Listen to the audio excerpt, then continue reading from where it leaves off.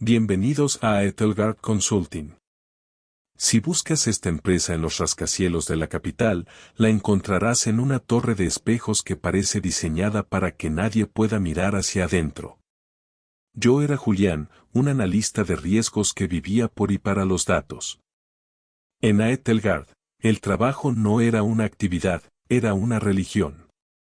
El contrato que firmé al entrar tenía 80 páginas y la cláusula 14.2 era la más clara de todas. Cualquier relación sentimental o íntima entre empleados está estrictamente prohibida para garantizar la objetividad y evitar conflictos de interés. El incumplimiento resultará en la rescisión inmediata. El ambiente era estéril. Alfombras grises que absorbían el sonido, luces fluorescentes que eliminaban las sombras y un silencio solo roto por el zumbido de los servidores. Estábamos rodeados de gente, pero entrenados para ser islas.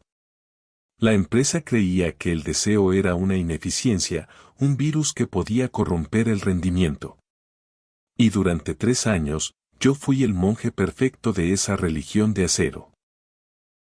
Todo cambió un martes de lluvia torrencial. El ascensor se detuvo en el piso 19 y entró Sofía. Ella era consultora de estrategia internacional. Ya la había visto en las videoconferencias, una mancha de color en un mar de trajes oscuros, pero tenerla a centímetros de distancia fue diferente. El aire en el ascensor cambió. No fue amor a primera vista, fue un reconocimiento. Sofía sostenía una pila de informes y, cuando el ascensor dio un pequeño tirón, uno de ellos cayó. Nos agachamos al mismo tiempo. Nuestras manos no se tocaron, pero nuestras miradas sí. Vi en sus ojos el mismo cansancio que yo sentía, la misma chispa de rebelión sofocada por la ambición. Gracias, susurró. Su voz era el primer sonido humano que escuchaba en ese edificio que no sonaba a una orden o a un reporte. Empezamos a coincidir en la sala de descanso a las 10 de la noche, la hora en que los adictos al trabajo como nosotros buscábamos la última dosis de cafeína para aguantar hasta la madrugada. Al principio, hablábamos de los proyectos, el cliente de Singapur, la caída de las acciones tecnológicas. Pero pronto, las palabras se volvieron más personales. ¿Alguna vez sientes que eres un engranaje que sueña con ser un reloj?, me preguntó ella una noche mientras mirábamos las luces de la ciudad a través del cristal. Esa pregunta me desarmó. Sofía tenía la habilidad de perforar mi armadura corporativa con una sola frase. Empezamos a buscar esos momentos. 10 minutos de conversación se convirtieron en la única razón por la que valía la pena ir a la oficina. Éramos 2 náufragos compartiendo un bote de madera en un océano de tiburones. Éramos conscientes del peligro. Etelgard no solo tenía cámaras, tenía algoritmos. El sistema de seguridad analizaba patrones de movimiento. Si 2 empleados coincidían en áreas comunes con demasiada frecuencia, una alerta llegaba a recursos humanos. Así que inventamos un código. Si yo dejaba un post-it azul en la impresora del pasillo B, significaba que la vería en el parque a 3 manzanas de la oficina al terminar el turno.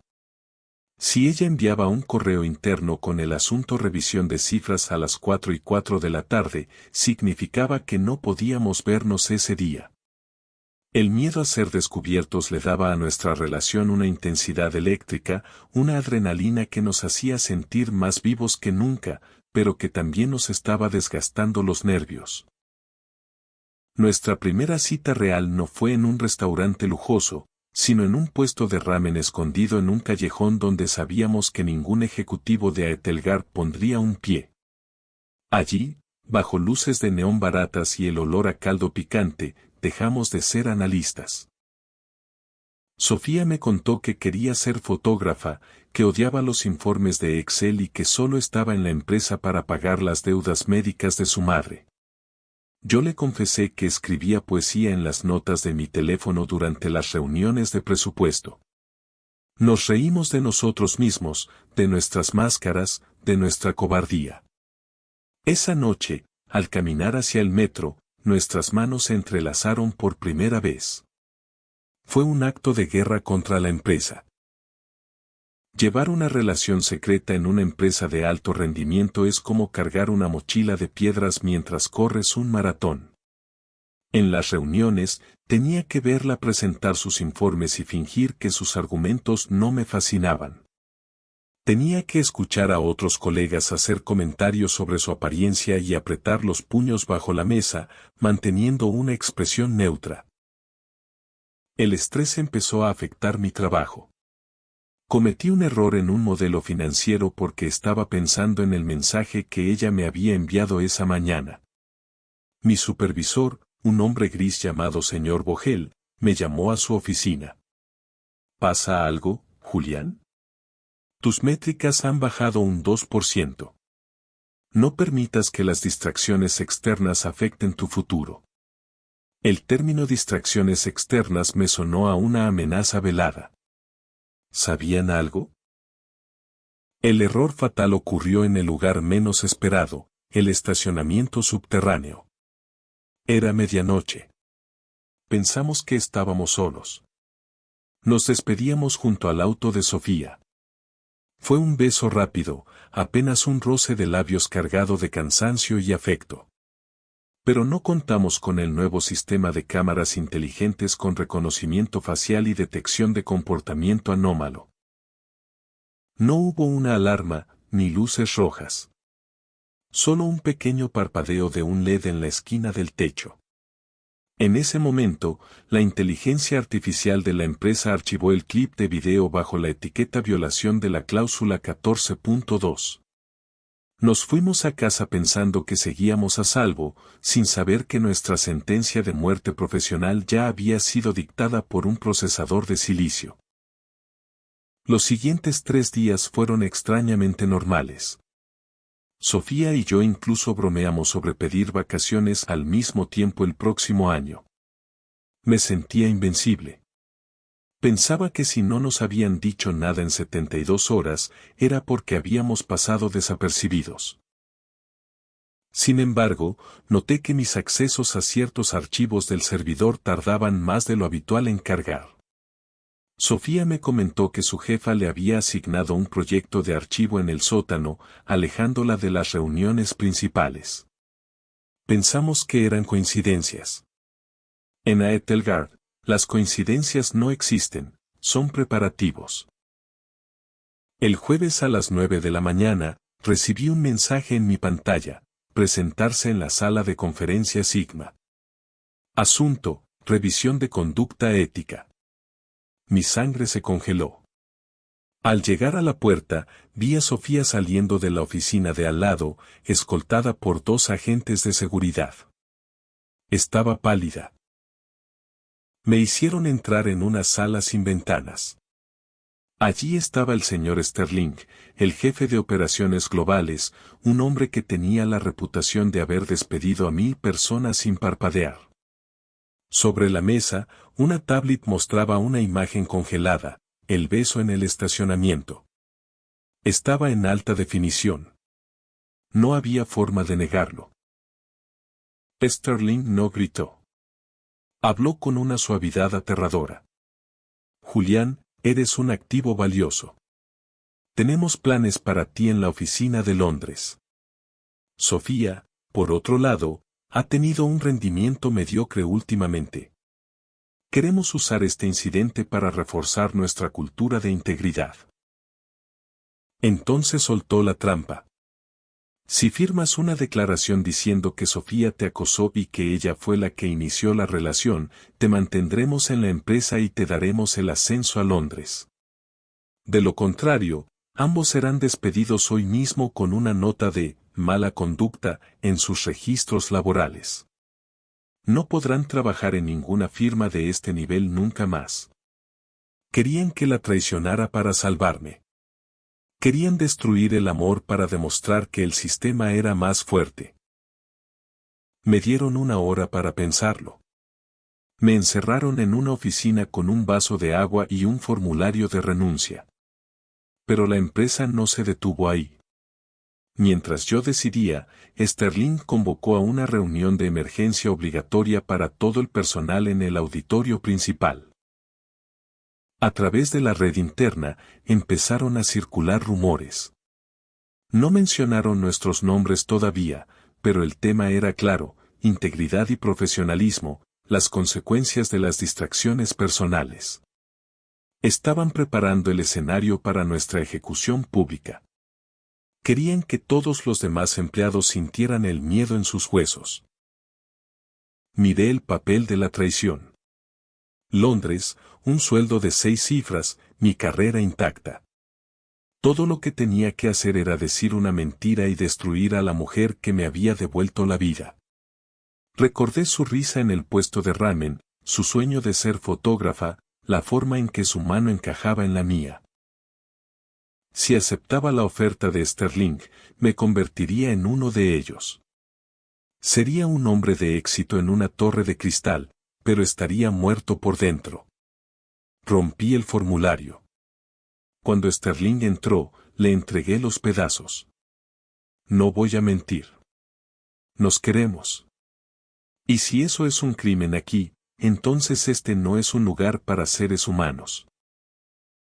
Sterling no se sorprendió. Simplemente asintió y dio una orden por su radio. Nos llevaron al auditorio. Cientos de colegas nos miraban.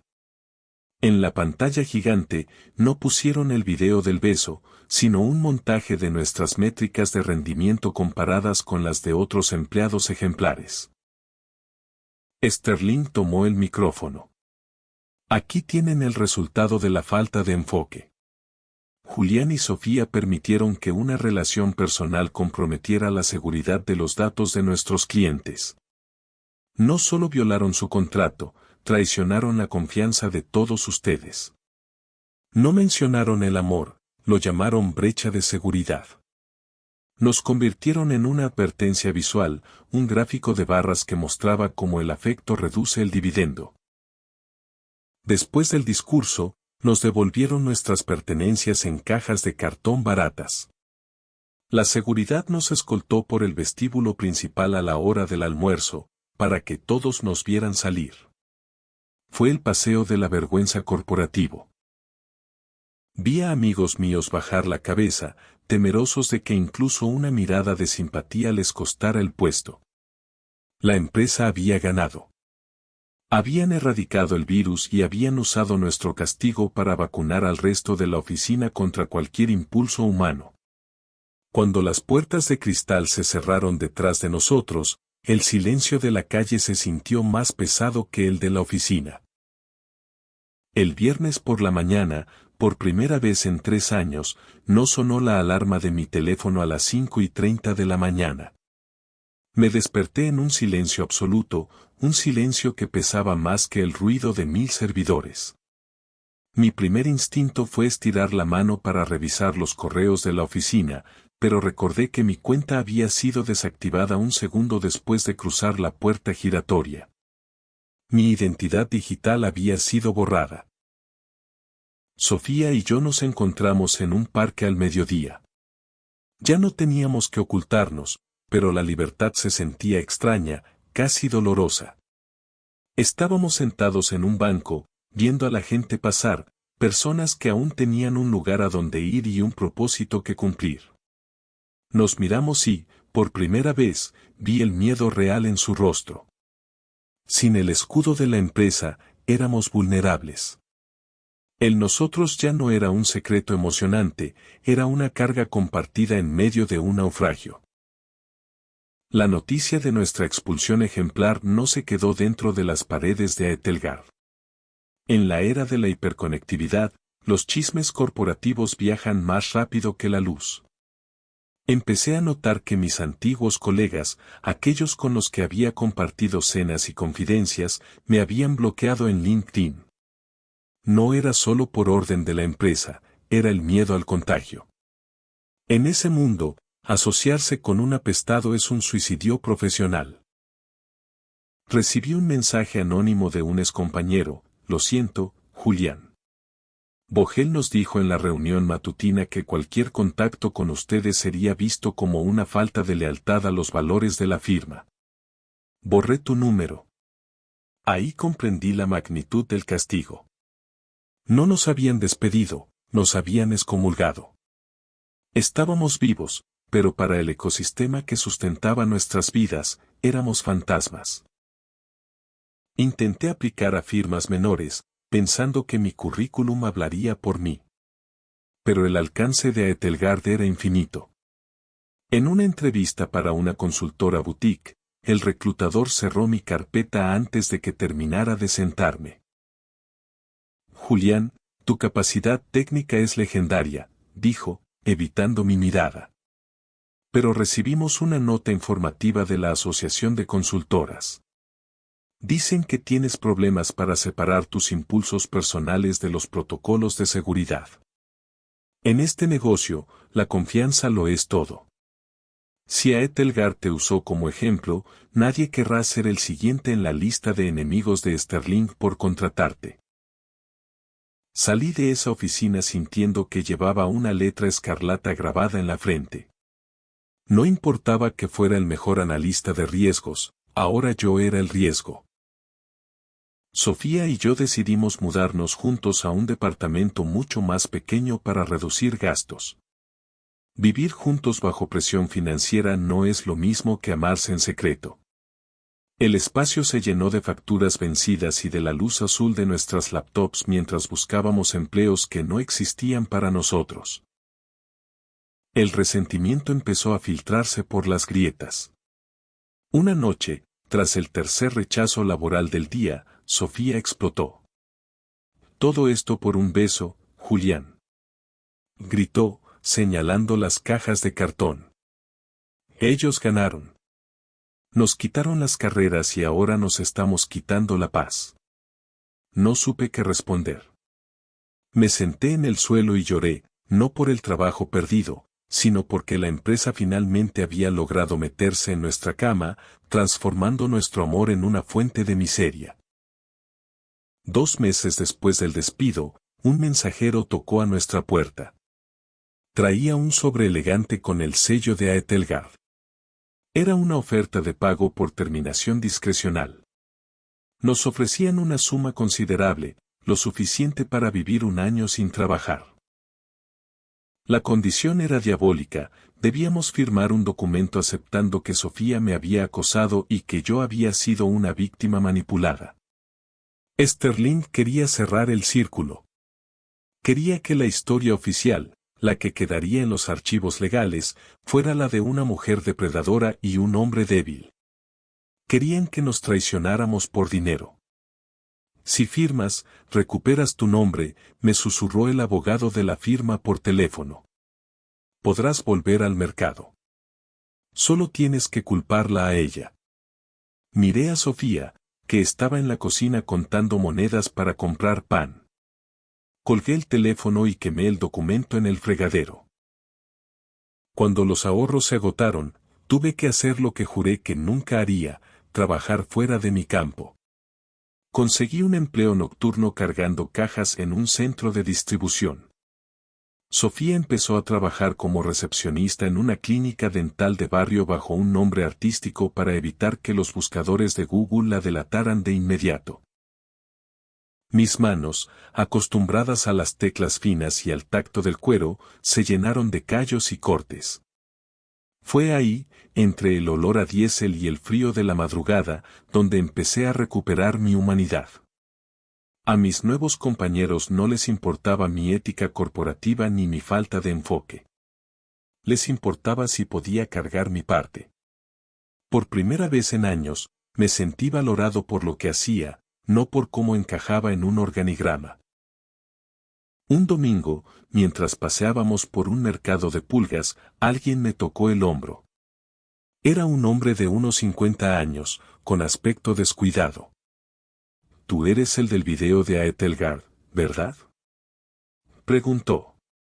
Me puse tenso, esperando un insulto. Pero el hombre sonrió. Me llamo Mateo. Fui director de auditoría en la firma hace 10 años. Me hicieron lo mismo, pero por denunciar un desvío de fondos. Me usaron como ejemplo de deshonestidad. Mateo nos invitó a un café y nos contó que existía una red informal de ex-Etelgards. Personas que habían sido aplastadas por la maquinaria de Sterling y Vogel. Nos explicó que la empresa no era una firma de consultoría, sino un culto a la eficiencia que devoraba a cualquiera con conciencia o sentimientos. No están solos, nos dijo. Y la torre no es tan sólida como parece.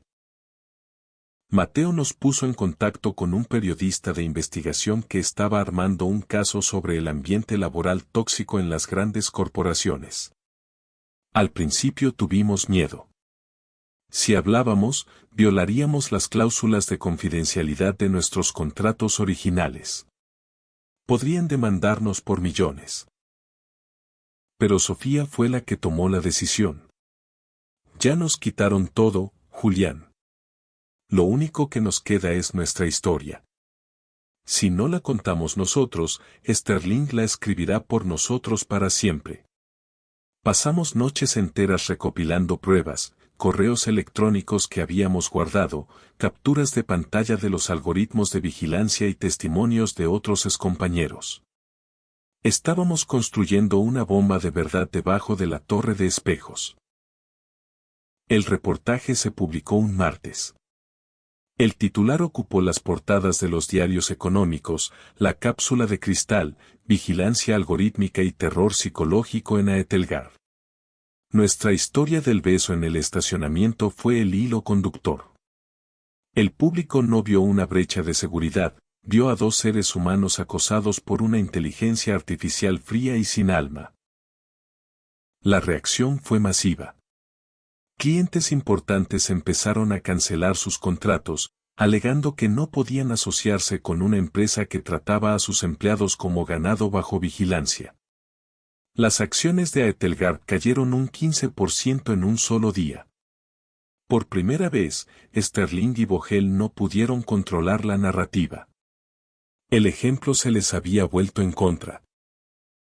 La presión fue tal que la junta directiva de Aetelgard tuvo que intervenir. Se inició una auditoría interna para limpiar la imagen. Sterling intentó culpar a los algoritmos, diciendo que eran procesos automatizados fuera de su control.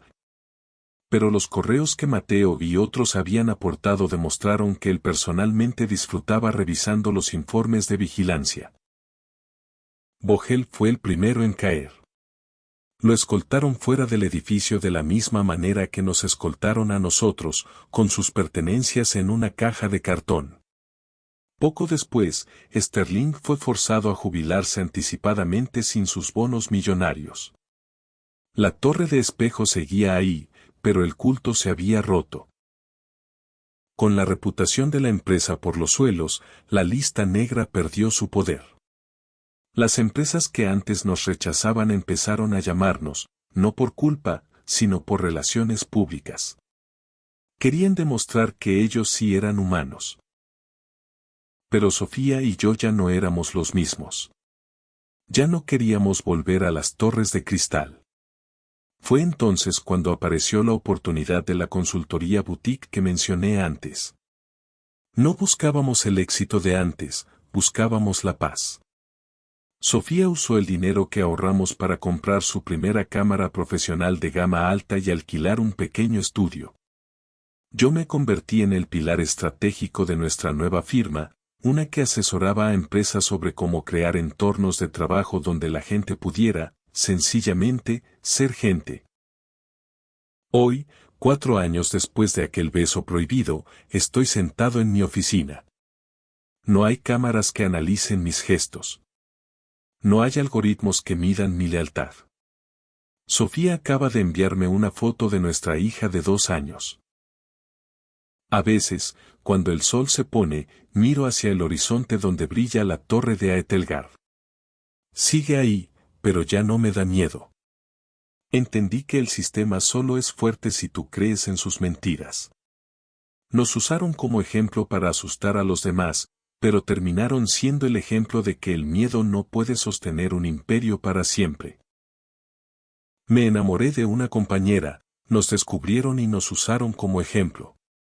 Y si hoy alguien me preguntara si valió la pena, le mostraría la cicatriz de mi orgullo y la sonrisa de mi esposa, y le diría sin dudarlo, cada segundo de dolor valió la pena por el primer segundo de libertad.